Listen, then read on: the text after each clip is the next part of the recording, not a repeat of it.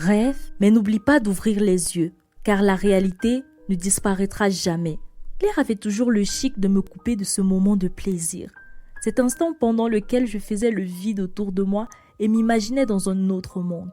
À bien y réfléchir, ça aurait été mieux pour moi d'y demeurer. J'ai embrassé la réalité et elle m'a poignardé. Avant de poursuivre, n'oubliez pas de vous abonner, de cliquer sur la cloche de notification afin d'être notifié pour toute nouvelle vidéo. Restez bénis. J'étais ce qu'on pourrait appeler la chrétienne renfermée. J'avais des principes et valeurs que je protégeais plus que tout. Ce statut pour moi était comme un échappatoire et j'avais réussi à me construire une boule, un univers bien à moi.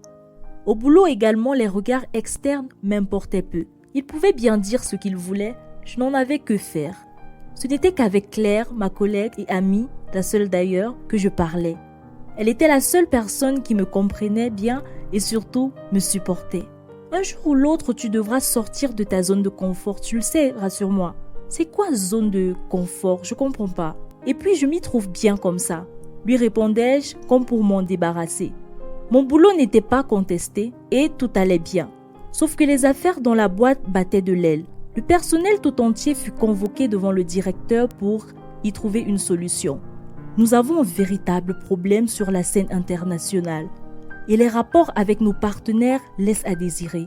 Je ressens un certain relâchement dans le volet communication et cela risque de nous coûter très cher. Le directeur avait l'air plus que remonté. Mademoiselle Djaïla, dès aujourd'hui, vous vous occupez de la communication. Avant que je ne puisse même répondre, il conclua la réunion et fit sortir tout le monde. La communication n'était pas mon domaine, mais pourquoi m'avait-il désigné? Je ne m'étais jamais sentie à l'aise au contact des autres, raison pour laquelle j'étais en comptabilité. Comment allais-je m'y prendre? Je demandais à Claire des conseils. Mademoiselle Djaïla, je pense bien que ma prophétie s'accomplit déjà. Le petit chaton se retrouvera bientôt dans la forêt. C'est pas drôle du tout, Claire. Je vais perdre mon boulot si j'assure pas. Et toi, tu rigoles? Dis-je tout anxieuse. Calme-toi. C'est pas sorcier et puis je plaisante, tu le sais. Écoute, c'est très simple. Tu devras juste apprendre à être plus ouverte. De bonne foi, elle m'apprit en quelques jours ce que j'avais à savoir. Puis vint le moment pour moi de me lancer. Mes premières négociations furent très difficiles. Je n'arrivais à rien et au boulot, la pression montait. Après une discussion avec le directeur, il me demanda de revoir ma stratégie, chose que je ne compris pas du tout. Je me retournai donc vers Claire et une fois de plus, elle avait la solution. Mais cette fois-ci, pas très catholique. Elle me proposa d'user de mon charme pour obtenir des contrats. Mais jamais je ne ferai cela. Jamais je ne trahirai mon Dieu. Comme tu veux, dit-elle. Je respecte également Dieu, mais bon, des fois, ça suffit pas. Je m'en allais, mais les choses ne faisaient qu'empirer. Agrippée à mes principes, je ne pus avoir aucun contrat et je reçus des avertissements au boulot. S'ensuivait mon licenciement. Je me retrouvais donc sans boulot et très vite en manque. Est-ce vraiment le prix à payer pour te suivre, père? Me demandai-je. Et puis les choses ne semblaient pas s'arranger. Je plongeais dans la déprime. Il était hors de question que j'allais à l'encontre de mes valeurs. Mon médicament fut ma Bible. Je ne la lâchais plus. J'avais un mépris pour le monde extérieur, qui n'avait rien fait d'autre que me poignarder, me torturer, et j'y étouffais. Mais je compris à un moment que pleurer ne me mènerait à rien. Alors je me décidai d'attaquer le monde. Avant, fallait me préparer. Mon texte de combat fut Éphésiens 6, verset 11. Revêtez-vous de toutes les armes de Dieu, afin de pouvoir tenir ferme contre les ruses du diable. Je me mis à la recherche d'un nouvel emploi. Bien que difficile, je persévérai. Un soir, je reçus l'appel d'un monsieur qui me demandait de le rencontrer le lendemain pour échanger et qu'il avait une proposition assez intéressante pour moi.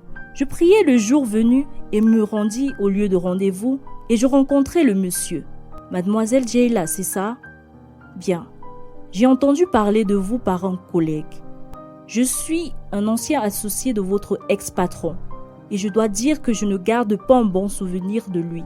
Il m'a ruiné et les investissements faits chez lui n'ont jamais porté de fruits. Nous avons tous deux été victimes de cet homme. Alors quoi de plus normal que de conjuguer nos efforts pour nous venger de lui? Monsieur, lui dis-je après réflexion, si vous avez entendu parler de moi, vous connaissez certainement qui je suis. une chrétienne. Et des plans aussi tordus ne sont pas la bienvenue chez moi.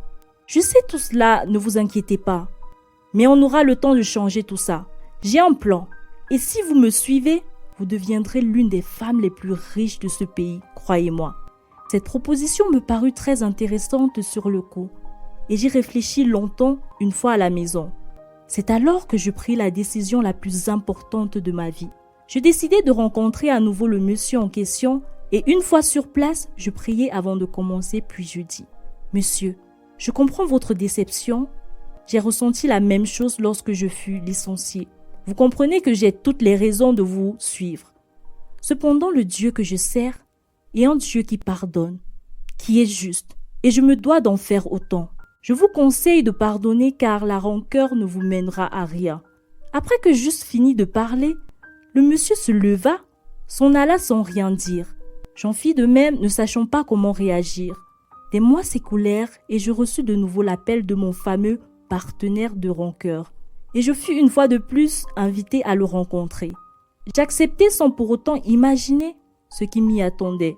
Une fois sur place, il me fit comprendre qu'il était certes un associé de mon ex-patron, mais n'avait jamais été ruiné, en tout cas pas par lui.